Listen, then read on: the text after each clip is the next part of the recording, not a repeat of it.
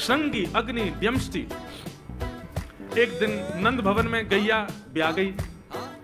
जैसे ही गैया ब्याई, ठाकुर जी जैसे ही गैया ब्याती है ठाकुर जी वहीं खड़े हो जाते हैं।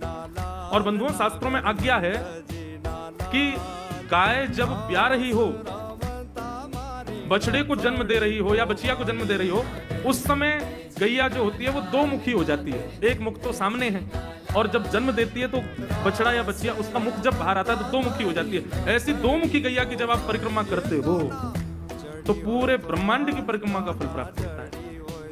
तो ठाकुर जी का नियम है, नंद बाबा की उंगली पकड़ के खड़े रहे। जैसे ही गैया ब्यावे वारी हो तो वाकू सहलाते रहे। जैसे ही गैया ब्यावे वारी हो, जैसे ही बछड़ा बाहर आवे सो ठाकुर जी वाकी परिक्रमा कर ले। परिक्रमा करके दंडवत प्रणाम करें, वाकू वाकी चरण रज को माथे से लगा में, और बछड़ा जन्म ले सो वाकू नवा में दुआ में वाकू अपने गरे से लगा में। एक दिन ठाकुर जी जोर जोर से रोने लगे। बछड़ा जैसे ही जन्म लियो बछड़ा ने, ठाकुर जी रोने लगे।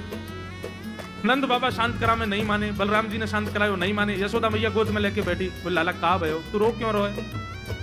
बोले मैया मेरे संग बहुत बुरा भयो। यशोदा मैया बोली कहा भयो? बोले गैया के बछड़ा ने जन्म लियो। भैया बोली तो वाह, बछड़ा को मैंने मुंह खोल कर देखो, वाह के सबरे दांत निकल आए। मेरे जन्म को 3 साल हो गए, अभी तक 4 ही दांत निकले मैया। बहु टूट जाए, डमस्टी रो रहे हैं अपने दांतन को, मेरे दांत चौना निकल रहे सबरे। वाह बछड़ा के जन्म लेते सबरे दांत आ गए, मेरे दांत चौने ही आ रहे हैं। यशोदा मैया ऐसी मधुर बात सुनकर के लाल जी को हृदय से फिर झूठी झूठी कहती, मैया कहती लाला तू दूध ना पीवे ना, पूरे दिन मक्खन खावे, मक्खन चिकनो होवे, दांत निकले चिकनो है कि सुई पेट में चलो जाए, तो दूध पिए कर।